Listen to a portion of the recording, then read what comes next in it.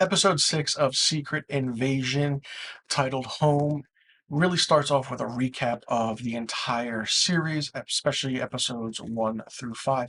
Now, I will tell you this, you can actually probably just watch the final episode and you get a recap, and then you can watch it from episodes 1 through 5. Now, it's a really short episode, it's 38 minutes long, and I will say that I was not a fan of this at all. After the whole aspect of Nick Fury gaining the Harvest, which we find out the Harvest is every single DNA strand of every Avenger that fought Thanos' war or against Thanos' army from Infinity War and Endgame. It's in this little vial, and it's the collection of the entire superheroes. Gravik wants this for certain reasons, and Gravik and Nick Fury finally meet face to face. And let me just tell you, the actor that plays Gravik, Kingsley Ben-Adir, is absolutely phenomenal. He gives a stunning performance in this as a villain, and we find out that he is one of those super Skrulls that have been talked about. He also has the extremist ability as well from Iron Man 3. So they're basically conforming and putting every single strand serum together in this one villain, which is really interesting and different, but it kind of makes him obsolete. Nick Fury gives Gravik the Harvest, and then how Gravik kind of looks at it and says, yes, this is every strand of their DNA. And you see names come up: Valkyrie, Thor, Mantis, Drax, Rocket, Hulk, Black Widow. Every single name comes up that fought in and against Thanos.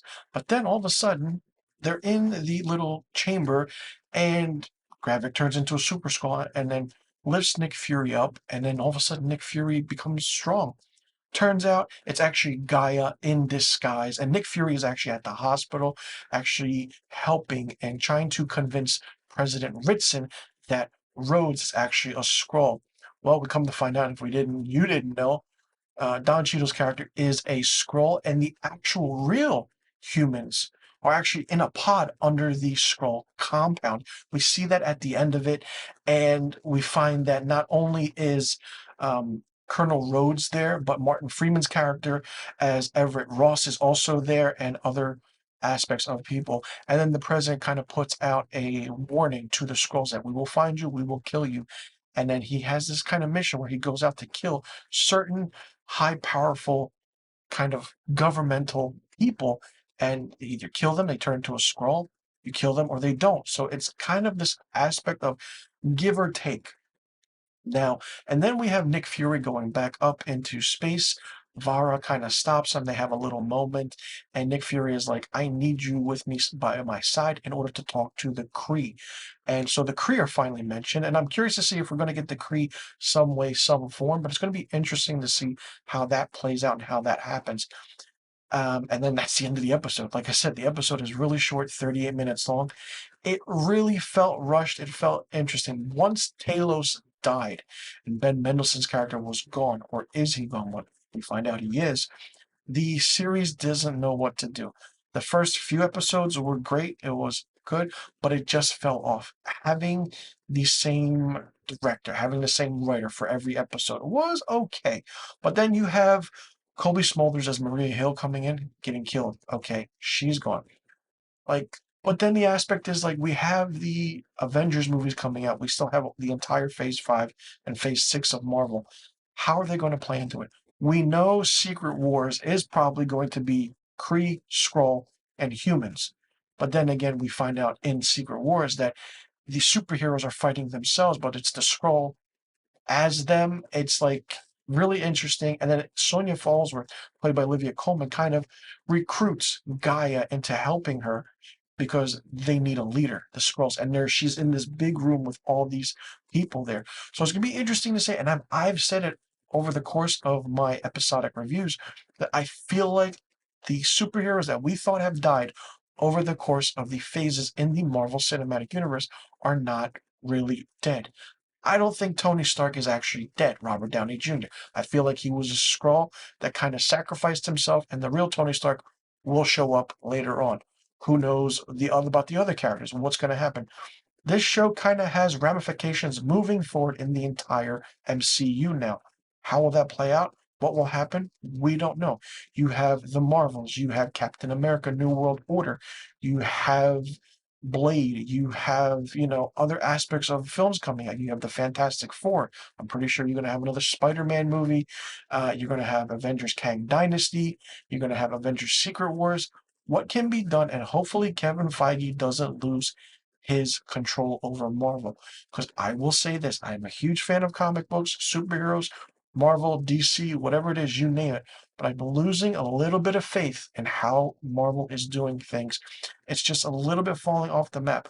Other than this being a miniseries with just 6 episodes, they had a nice espionage spy thriller feel to it, but it just didn't feel like it worked really, really well.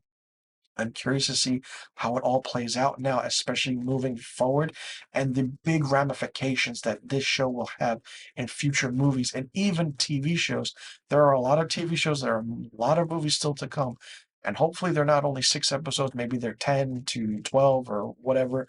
But if it's an odd number and it doesn't make sense and you can't get the story across, you can't get the point across, it's not going to work. And I mean, while I did enjoy the show, I didn't enjoy the show. It was just what it was, and it's the continuity of it that has to be there. We're going to see these characters return and come back in future movies and TV shows. We're definitely going to get Emilia Clarke back as Gaia. Olivia Colman will be back as Sonia Fallsworth. We know Don Cheadle as Rhodey will come back in his own show, Armor Wars. I'm pretty sure Martin Freeman as Everett Ross is going to be back, and the whole aspect of what the Super Skrull is, what's going to happen with the Harvest, that has to be its own little kind of mid-credit, post-credit scene in a Marvel movie, which it should have. But other than that, what's going to happen? And it's only a matter of time where, I mean, like, hey, can and how will Marvel close out certain things? And it's just an aspect of knowing how, when, and where.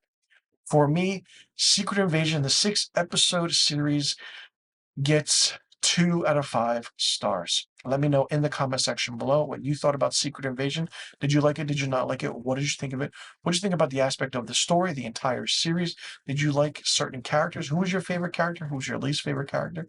Do you think this will lead into a big, big war between the Kree and the Skrull, which we will finally see on film? Do you think Secret Wars, the movie, the Avengers Secret Wars, is actually what it's supposed to be? Or we know Marvel is not following the comic books, they could change things.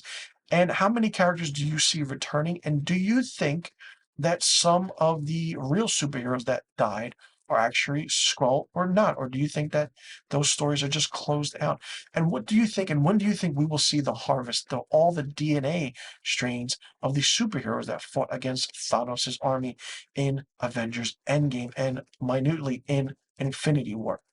Let me know in the comment section below about all the questions I just asked, and be sure you click that subscribe button, hit that notification bell for new review videos on my channel. I will see you all in the next review video, and be sure you let me know also what rating you would give Secret Invasion, and thank you for tuning in.